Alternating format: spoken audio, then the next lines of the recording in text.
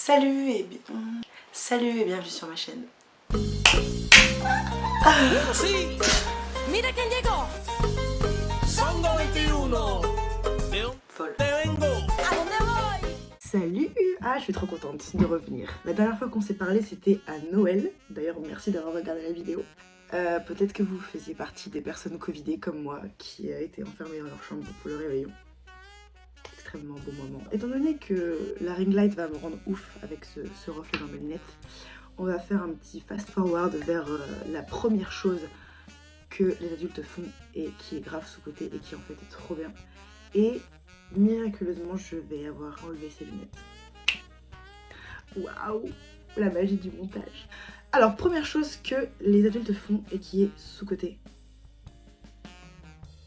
Avoir des discussions difficiles, mais nécessaires. J'ai appris à quel point c'était pas juste une façon de parler, de dire que la communication était essentielle dans une relation, quelle qu'elle soit. C'est-à-dire qu'avec les parents, les amis, dans le milieu professionnel, dans les amours, c'est ultra important d'exprimer son désaccord ou ses émotions, exprimer ce qu'on ressent, être capable de dire à quelqu'un nos besoins. Avoir des discussions difficiles mais nécessaires, c'est être capable de faire un retour sur soi, de comprendre ses émotions pour pouvoir l'expliquer à l'autre. Donc déjà, être adulte, c'est commencer à se rendre compte qu'on a besoin de devenir émotionnellement mature, de comprendre ce qui se passe dans notre cerveau pour pouvoir l'expliquer à l'autre, qu'il comprenne et qu'il comprenne du coup nos réactions. Nos réactions, nos choix. Donc c'est savoir se remettre en question et parfois sauver une relation plutôt que sauver son orgueil. Et ça paraît idiot, mais j'ai commencé à le faire. Plutôt que de m'écraser ou d'être passive-agressive et de ressortir dans 5 ans la chose qui m'a blessée, j'apprends à avoir ces discussions avec les personnes concernées. Ça a vraiment eu que du positif. Le moment n'a pas forcément été agréable tout de suite. Mais ensuite, quand on se rend compte qu'on s'est fait beaucoup d'idées sur ce que la personne en face pensait, que c'est moins grave que ce qu'on pensait, ou bien c'est grave, mais au moins on sait à quoi s'en tenir et on peut avancer, c'est un vrai soulagement. Et ça, pour moi, c'est la première chose qui m'a émerveillée dans les progrès que j'ai fait ces derniers mois, c'est les résultats de conversations honnêtes et adultes. Deuxième chose sous-côté que font les adultes, affirmer ses idées et vivre selon ses valeurs. Alors encore une fois, c'est le genre de choses que je pensais acquises dans ma vie, et en fait pas du tout. Je me rends compte encore maintenant qu'il y a des moments où il y a des personnes auxquelles j'ai envie de plaire, dont j'ai besoin de recevoir la validation. C'est terrible, mais face à ces personnes, je vais avoir du mal à parler de mes valeurs ou de mes idées parce que je sais qu'elles vont peut-être se moquer de moi devant les autres, ou me juger, ou être totalement en désaccord. Et donc parfois, il m'arrive d'embellir ou de ne pas réagir à des propos qui en fait me choquent, par peur de créer une gêne et par peur d'être jugée devant tout le monde. Et donc, c'est encore pas parfait du tout. Je me suis encore surprise à enjoliver certaines de mes expériences pour recevoir la validation de certaines personnes. Et je m'en suis rendu compte et ça m'a un peu fait de la peine. Mais c'est comme ça, c'est un apprentissage.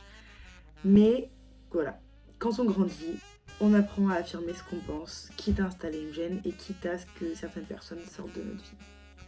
Et c'est peut-être pas une si mauvaise chose. Troisième chose qui a fait un peu plus mal, mais qui n'est pas si pourrie en fait. Admettre qu'on n'a plus 20 ans. Vous vous rappelez quand vous mettiez des tweets de l'enfer à 17 ans? Très rapidement, ça vient très vite, croyez-moi. On ne peut plus faire ça. Entre mes 20 ans et mes 24 ans, je vous jure que je récupère pas pareil. Et c'est un fait, c'est comme ça, et c'est pas grave. Mais il y a quelques temps, avant, en vrai, ça me dérangeait un peu. J'avais l'impression que du coup, j'étais moins cool. Parce que pour moi, la période de l'adolescence, avant, c'était vraiment l'âge d'or. Je me disais, c'est la meilleure période de ma vie. Il faut que je profite à fond.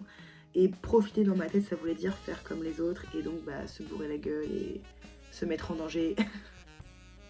Créer du drama, vivre des choses intenses. Et c'est ok, c'est une période à vivre. Et en fait, maintenant, je me dis, mais pas du tout. En fait, c'est une période où notre corps, il est en train de changer, il grandit et il a pas du tout le même fonctionnement que maintenant. Et donc, par exemple, à l'époque, je pouvais m'infliger des trucs de fou.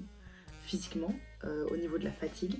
Aujourd'hui je peux pas. Aujourd'hui si je fais une soirée, je mets du temps à m'en remettre. Ça impacte mon moral, ça me déprime. Quand je suis fatiguée, je vais pas bien. Je suis pas productif au taf. J'ai accepté que là mon corps, sur certaines choses, ça n'allait juste plus marcher, que je pouvais plus lui infliger ça. Et c'est pas grave. Et donc il y a des soirs où juste une soirée, ça ne matche pas avec mon énergie. Et maintenant je sais que pour kiffer au max, il faut que je dorme, que je me couche à heure régulière, que je mange bien, que je boive de l'eau entre mes verres d'alcool. Et c'est pas grave, parce que depuis que je fais ça et quand j'essaie de m'écouter, ce qui se passe quand je suis sobre, éveillée et en bonne santé est incroyable. Prendre la responsabilité de ce qui nous arrive. Personnellement, c'est arrivé un petit peu tard, mais je sais qu'il y a des personnes qui très tôt dans leur vie ont dû de toute façon prendre des décisions pour elles-mêmes et rien que pour elles-mêmes. Mais moi, ce concept de choisir ce que moi je veux vraiment et donc avoir un impact sur mon futur, décider pour moi, ça a été super dur. Alors que ça s'appelle la liberté et qu'on est tous pour et qu'on trouve ça incroyable, on voudrait surtout pas qu'on choisisse pour nous. Mais en réalité, c'est ce qui se passe depuis très longtemps, depuis notre enfance. On est poussé dans différentes directions par les adultes qui nous entourent. Et quand c'est à notre tour d'être adulte, ou qu'on est en train de devenir un, on commence à nous dire que c'est à nous de choisir. Où est-ce que tu veux vivre?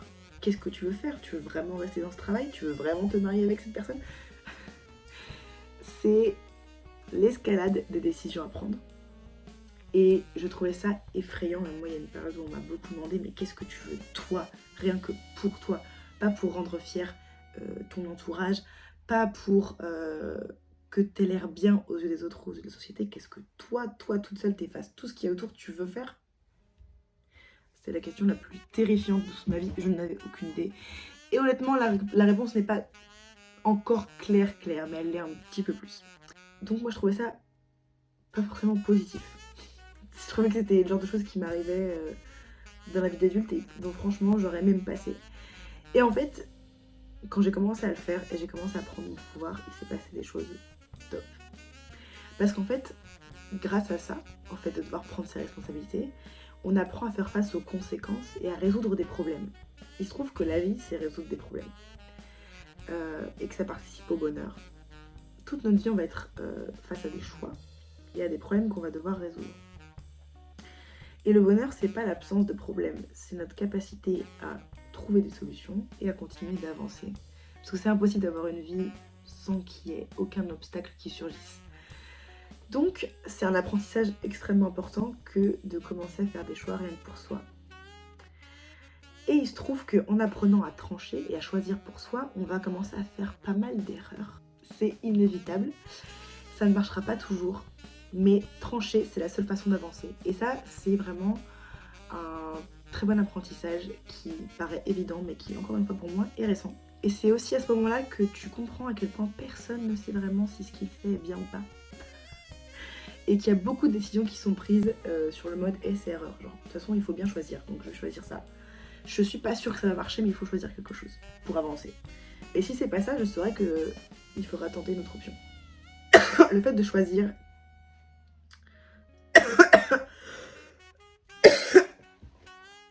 Toujours en featuring avec l'atout.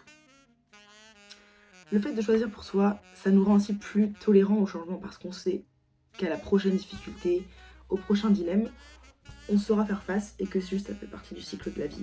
Enfin, 5e chose absolument sous-cotée que les adultes font. Accepter qu'on est complètement chelou et s'entourer de personnes que ça ne dérange pas. Le 5e point là, il recouvre tellement de choses qui ont été tellement de problématiques dans l'adolescence et ça apporte un vrai soulagement. En fait, je me suis rendu compte que quand on vieillissait, on se débarrassait lentement du regard des autres. Ça prend du temps. Mais il y a quand même un moment où je sais pas si c'est parce que quand on vieillit, on devient un peu grognon et qu'on a marre et qu'on take no shit. Mais au bout d'un moment, on a juste marre de faire la marionnette et d'être là pour les autres. Donc il y a un détachement qui se fait et on commence à en avoir un peu moins quelque chose à foutre. Et en fait, ça c'est une vraie liberté qui s'installe. Parce que du coup, on apprend à s'aimer tel qu'on est, à évoluer en étant soi-même.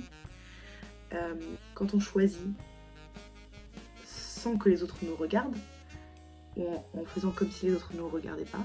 On choisit vraiment pour soi et on fait des choix qui nous ressemblent.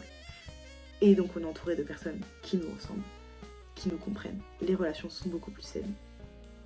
La vie qu'on est en train de créer est beaucoup plus à notre image et que du bonheur.